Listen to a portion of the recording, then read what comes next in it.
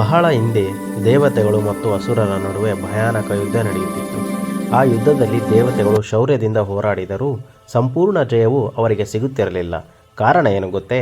ಅಸುರರ ಗುರು ಶುಕ್ರಾಚಾರ್ಯರು. ಶುಕ್ರಾಚಾರ್ಯರಿಗೆ ಒಂದು ಅಪರೂಪದ ವಿದ್ಯೆ ತಿಳಿದಿತ್ತು. ಅದು ಸಂಜೀವಿನಿ ವಿದ್ಯೆ. ಆ ವಿದ್ಯೆಯಿಂದ ಸತ್ತವರನ್ನು ಜೀವಂತಗೊಳಿಸಬಹುದಿತ್ತು. ಯುದ್ಧದಲ್ಲಿ ಅಸುರರು ಸತ್ತಾಗಲೆಲ್ಲ ಶುಕ್ರಾಚಾರ್ಯರು ಸಂಜೀವಿನಿ ಮಂತ್ರವನ್ನು ಜಪಿಸಿ ಅಸುರರನ್ನು ಮತ್ತೆ ಜೀವಂತಗೊಳಿಸುತ್ತಿದ್ದರು. ಇದನ್ನು ನೋಡಿ ದೇವತೆಗಳು ತುಂಬ ಚಿಂತಿತರಾದರು. ಅವರು ತಮ್ಮ ಗುರು ಬೃಹಸ್ಪತಿಯವರ ಬಳಿ ಹೋದರು. ಗುರುವರೆಯರೇ, ಈ ಸಂಜೀವಿನಿ ವಿದ್ಯೆ ಇರುವವರೆಗೂ ನಾವು ಎಂದಿಗೂ ಜಯಿಸಲಾರೆವು ಎಂದು ದೇವತೆಗಳೆಲ್ಲ ಹೇಳಿದರು. ಆಗ ಬೃಹಸ್ಪತಿಯವರು ಗಂಭೀರವಾಗಿ ಯೋಚಿಸತೊಡಗಿದರು. ಬೃಹಸ್ಪತಿಯವರಿಗೆ ಒಬ್ಬ ಧೈರ್ಯಶಾಲಿ ಶಾಂತ ಸ್ವಭಾವದ ಪುತ್ರನಿದ್ದನು. ಅವನ ಹೆಸರು ಕಾಚ. ಬೃಹಸ್ಪತಿಯವರು ಕಾಚನನ್ನು ಕರೆಯಿಸಿ ಹೇಳಿದರು, ಮಗನೇ, ನೀನು ಶುಕ್ರಾಚಾರ್ಯರ ಆಶ್ರಮಕ್ಕೆ ಹೋಗಿ ಶಿಷ್ಯನಂತೆ ಸೇವೆ ಮಾಡಿ ಸಂಜೀವಿನಿ ವಿದ್ಯೆಯನ್ನು ಕಲಿತು ಬರಬೇಕು. ಇದು ಸುಲಭದ ಕೆಲಸವಲ್ಲ ಎಂಬುದು ಕಾಚನಿಗೆ ಗೊತ್ತಿತ್ತು. ಆದರೂ ಅವನು ಶಾಂತವಾಗಿ ಉತ್ತರಿಸಿದನು, ತಂದೆಯೇ, ದೇವಲೋಕದ ರಕ್ಷಣೆಗೆ ಇದು ನನ್ನ ಕರ್ತವ್ಯ. ನಾನು ಖಂಡಿತ ಹೋಗುತ್ತೇನೆ. ಹೀಗೆ ಕಾಚ ಶುಕ್ರಾಚಾರ್ಯರ ಆಶ್ರಮಕ್ಕೆ ಹೊರಟನು. ಅಲ್ಲಿ ಕಾಚನು ಅತ್ಯುನ್ನತ ವಿನಯದಿಂದ ನಡೆದುಕೊಂಡನು. ಗುರುಗಳ ಸೇವೆ, ಆಶ್ರಮದ ಕೆಲಸ ಎಲ್ಲವೂ ಮನಸ್ಸಿಟ್ಟು ಮಾಡುತ್ತಿದ್ದನು. ಶುಕ್ರಾಚಾರ್ಯರ ಪುತ್ರಿ ದೇವಯಾನಿ ಕಾಚನ ಸ್ವಭಾವ ಮತ್ತು ಶುದ್ಧ ಹೃದಯವನ್ನು ನೋಡಿ ಅವನ ಮೇಲೆ ಪ್ರೀತಿಸತೊಡಗಿದಳು. ಆದರೆ ಅಸುರರಿಗೆ ಕಾಚನ ಮೇಲೆ ಅನುಮಾನ ಹುಟ್ಟಿತು. ಇವನು ದೇವತೆಗಳ ಗೂಢಚಾರಿಯೇ ಎಂದು ಶಂಕಿಸಿದರು. ಒಂದು ರಾತ್ರಿ ಅಸುರರು ಕಾಚನನ್ನು ಕೊಂದು ಅರಣ್ಯದಲ್ಲಿ ಎಸೆದು ಬಿಟ್ಟರು.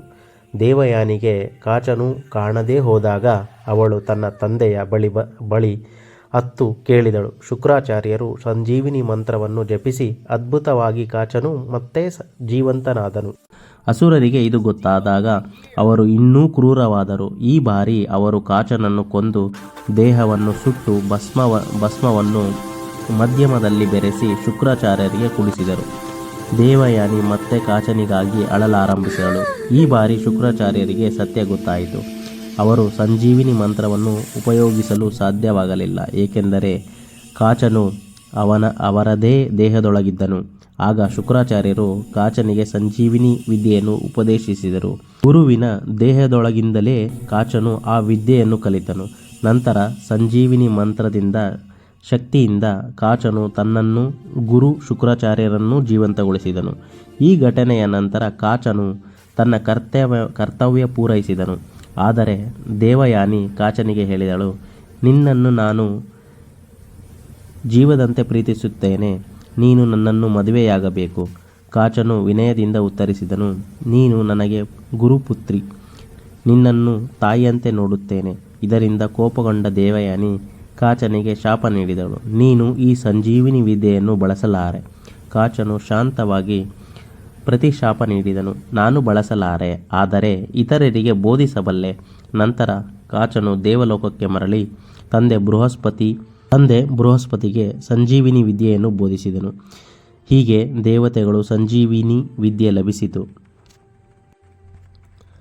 ಈ ಕತೆ ನಮಗೆ ಒಂದು ಮಹತ್ವದ ಪಾಠ ಕಲಿಸುತ್ತದೆ.